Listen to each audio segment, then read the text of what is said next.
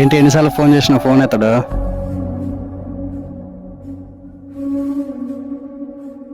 ఎన్నిసార్లు ఫోన్ చేసినా ఫోన్ ఎత్తవేంట్రా?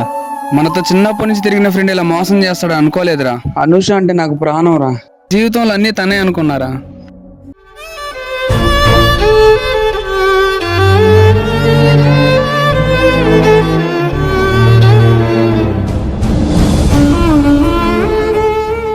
నువ్వేం బాధపడమాక, నేను మాట్లాడతాలే.